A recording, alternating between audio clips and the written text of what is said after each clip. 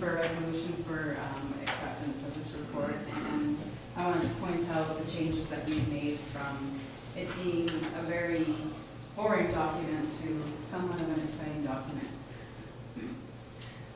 So traditionally reporting of the annual report has been quite boring. During this presentation, I'm going to take you through the requirements and outline the changes that the City of Revelstoke has made to make the report somewhat easier and more exciting to read. The annual reporting is an annual report that documents our financial information and is mandatory for all municipalities under the Financial Information Act. There are specific requirements that need to be included and are defined by Section 98 of the Community Charter. So that already loses people, right? Okay, so and those are the listings right there. I'm not going to go through them all for you. Did Graham see this picture that you had? He handed this over to me, so the other section, if I go back here, there's the other information section. It's the section that actually excites the communications department a little bit. We've come to realize that the annual reporting process also presents an opportunity to tell our success stories and show a little personality through the work we do every day. So, a little history about the annual report. In the past, we designed the annual report for print. We moved into a PDF version on the city website, and then we started to add some photos to make it a little more attractive for people. But it became quite difficult to download. It's too late. People just lost interest and we lost our viewers. So the report was a document that met financial reporting requirements while providing an update, but only to a very specific group of people. So council and GFOA were probably the only people that ever looked at it. It was text heavy and appealed to a small but invested audience. So we started to make a few changes. We took baby steps. We moved to an online version and added pictures and a few hyperlinks. And that was in 2013 and 14. And then in 2015, we moved into using the AxeMag platform. It's a new format. It contains a lot less content and more hyperlinks for self-serve information, which is what we found most people like. So it was a shift from a financially required document to something that tells a city's story. It engages a broader audience through different forms of storytelling. We hope that the residents better understand the tough decisions that staff and council have to make, and the dedication to these services, the pride they have in the work they do, and the quality and quantity of the services that the city provides. So as well as financial information, of course.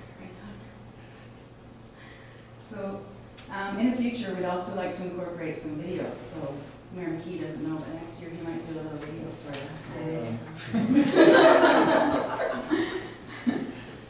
So what I'm going to do here is I'm just going to bump us into the annual report and just show you a couple little things that we've done that make it a little user-friendly. So most municipalities actually contract this out to a publisher. We do this in-house, thanks to Cindy Floyd, who has been really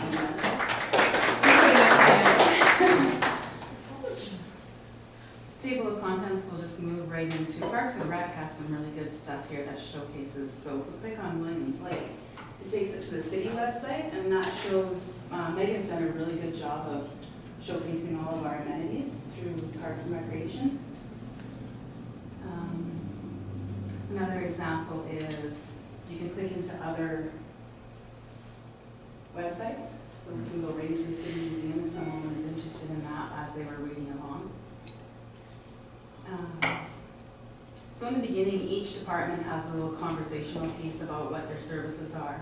And then we move into the 2015 council objectives. We connect into what's in progress and what's complete.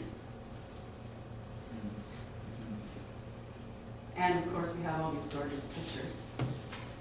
Another example is if you're looking for a document, we can pull right into our File Pro, and there's the PDF that you would be looking for a bylaw.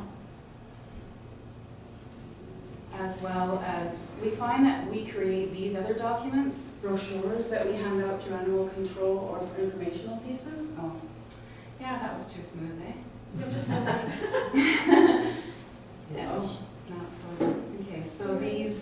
brochures that we create, we can actually reuse as documents to give back to the public again. So it's a cost savings because we can keep reusing these informational pieces over and over again, which is great for communications.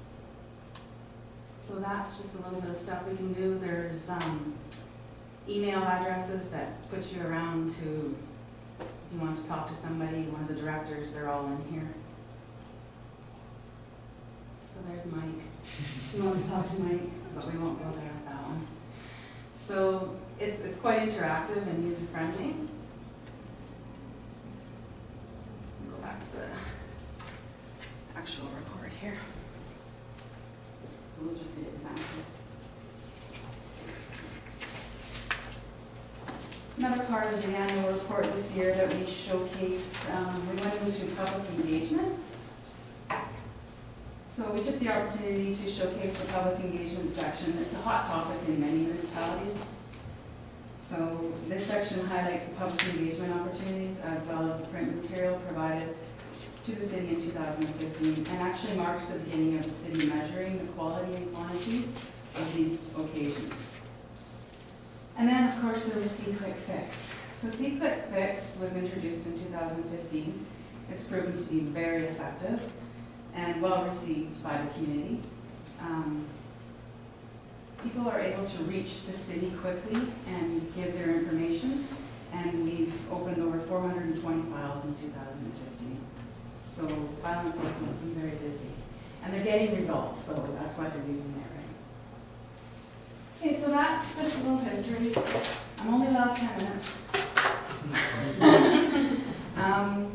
By putting the annual report online and using the AXMA platform, we can track how many people have viewed the document. And to date, since we put it out, we've had over 1,200 views. Traditionally, you get council and the GFOA, and that's it. And they were hard copies, so it's definitely been appealing to the public. We didn't have any feedback for changes, but we did have feedback on how they liked it. So that was good. My corporate communications team is a great resource. We bounce the ideas off each other, try new things, build stories, proofread, provide constructive citizen, and support each other. And without them, the annual report wouldn't be what it is today. So, on top of that, my financial counterparts put a great deal of trust in me. So for that, I respect that. And then, so truly, it's a team effort, and that's our key to success. And that's the annual report. Great. Well, that's my next one, Joe.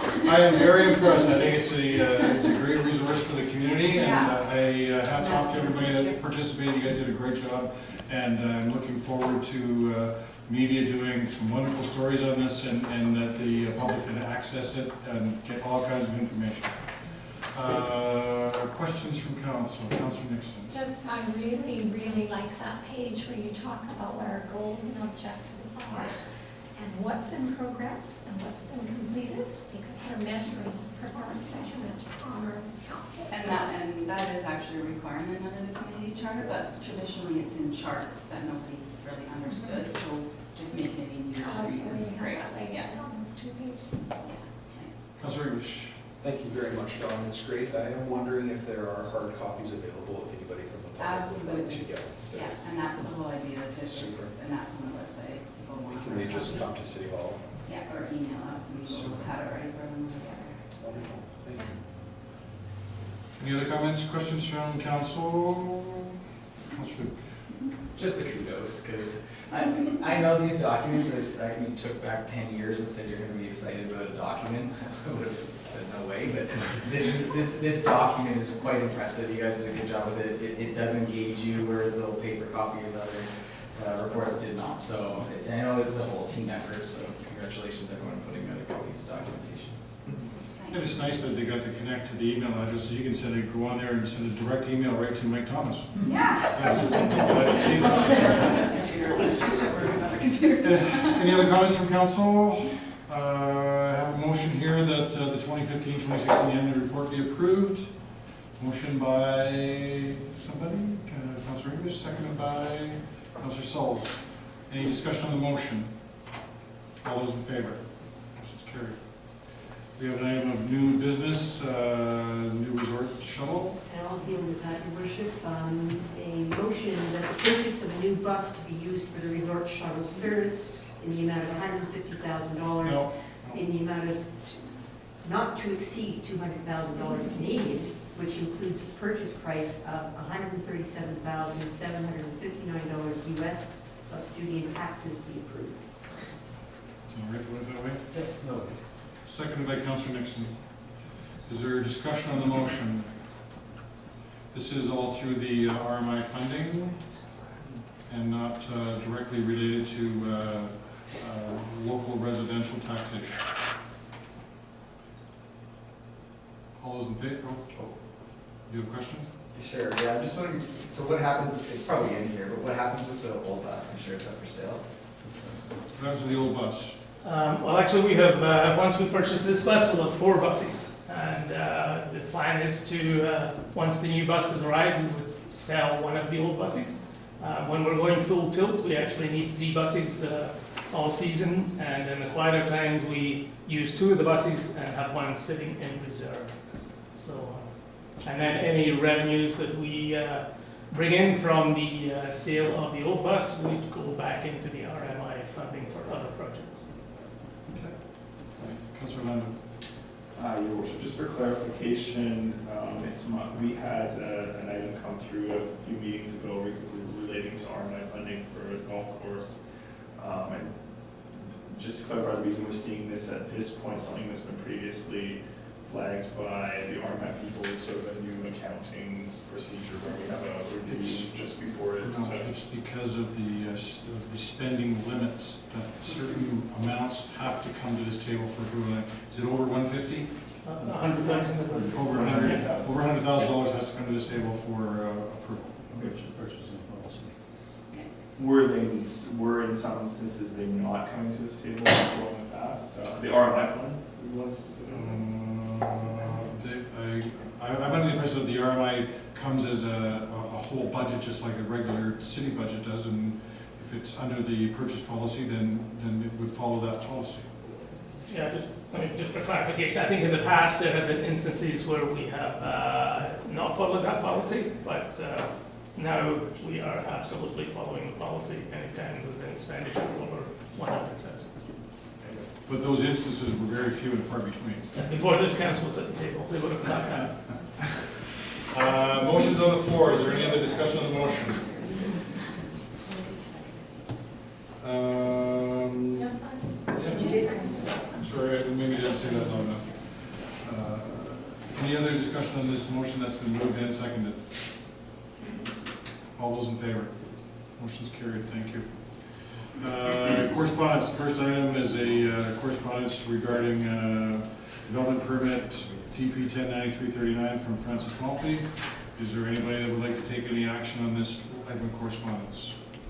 Councilor Nixon. Your worship, do we need to just make a motion that we're receiving it? So it's not a- No, because we're approving the agenda, we're receiving it. Okay. Does anybody wish to take any action on this? Seeing none. Next item is the Revelstoke Boxing Club letter requesting use of a city-owned building.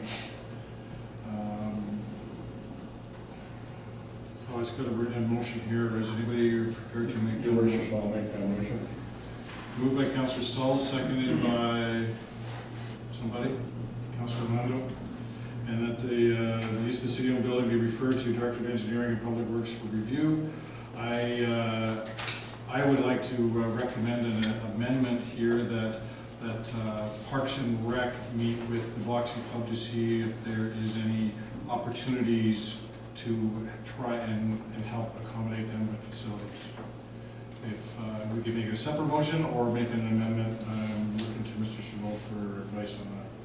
I think an amendment would be most appropriate, Your Worship. Is the amendment okay with the mover and seconder? Yes. Seconder? Sure. Okay. Discussion on the motion.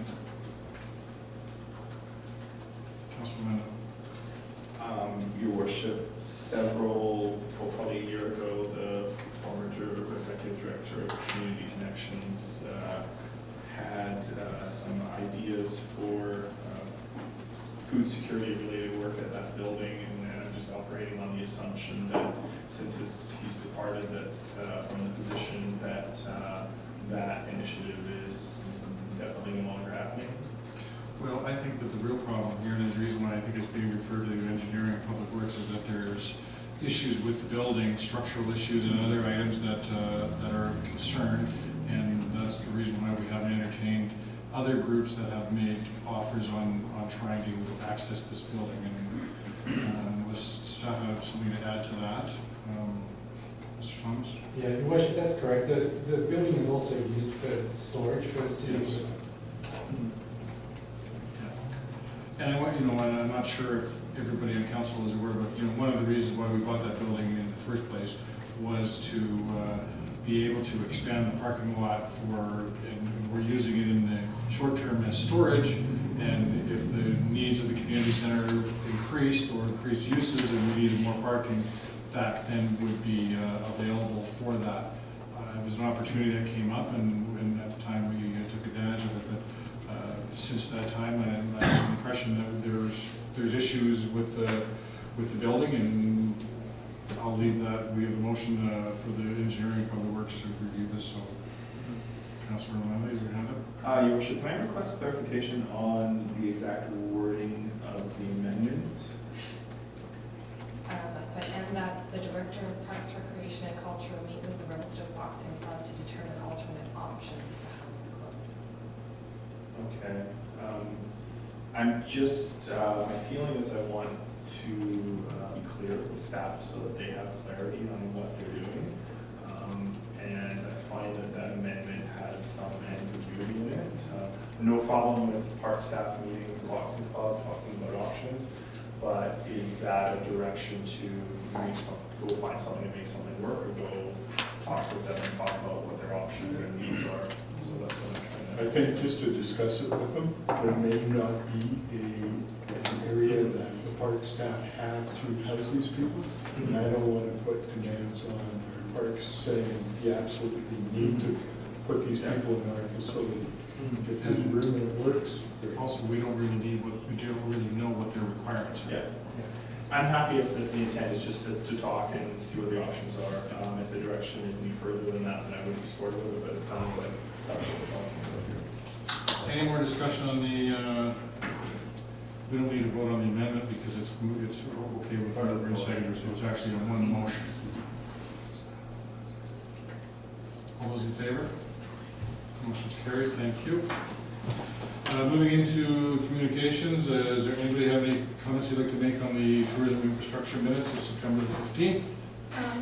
Just Your Worship, I'm wondering if this group could please okay their minutes by email, just so that council sees what's going on in a more timely fashion, because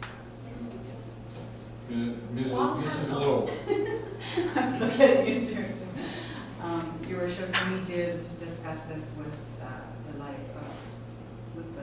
girl that actually takes the minutes, yeah, and so we have set up a different system. So they'll come to you before they're approved, and if there's any changes, they'll come back. Okay, thank you.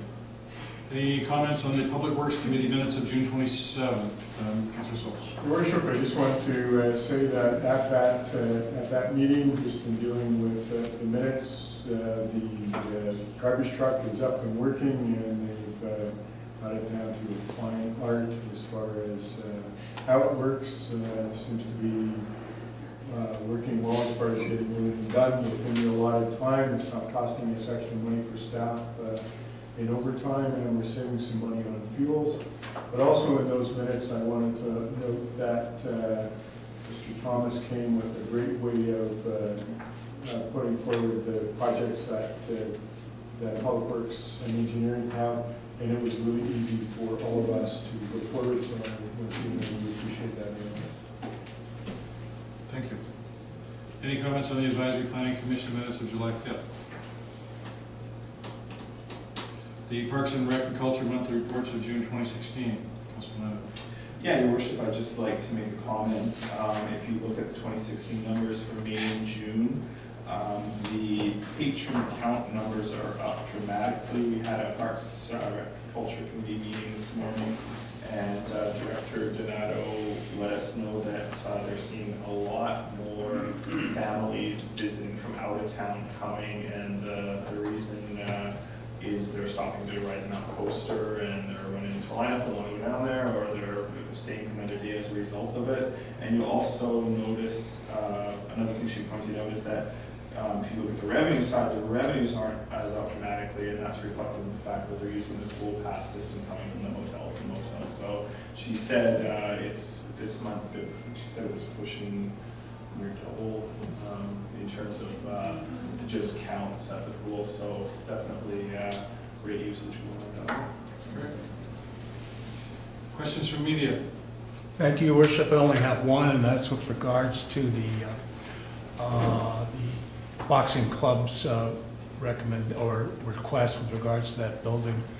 The term structural problems and structural deficits covers a multitude of sins. I know that building has been troubled. I believe it also had roof problems at one point. I don't know if that has been addressed. But I wonder if Mr. Thomas, or perhaps yourself, Your Worship, if you know, what those exact structural problems are. I'd only be guessing, so I'll defer to Mr. Thomas. Thank you, Your Your Worship. Worship, not off the top of my head. I know that there's some cracking of the exterior of the building. I know that there's some heating issues as well, but other than that, I'd have to read a report that's been previously written a couple of years ago now. Okay, does the building have a basement, or is it, no? Thank you. I wonder if Mr. Thomas could send me a list of the issues. We have that report, Your Worship. Thank And you. that's really what I was thinking, is I heard about wall cracking and things like that. Yeah, I'd heard that too. Thank you very much. That's it from me. Alex? Just curious, those shuttle buses to the ski hill, are they used for anything in the winter, or are they just kind of, or in the summer, or are they just parked and remain idle? Most of the time they're parked. If there's events, so for instance, we had the museum conference, a city kind of generated event. We use the buses to transport people for that. So we have used them in the summer. The intent from the start was to develop a year-round service, but the activity up at the hill has not been great in previous summers, but now with the coaster going ahead, there may be some conversations about trying to use them year-round, but that would, the operation of the buses is paid for by the resort and by the hotel association, so they would have to agree to come to the table if we were going to operate them year-round. Questions more for Aaron, because I see Lori's not here, but you just mentioned regarding the pool passes with the hotels.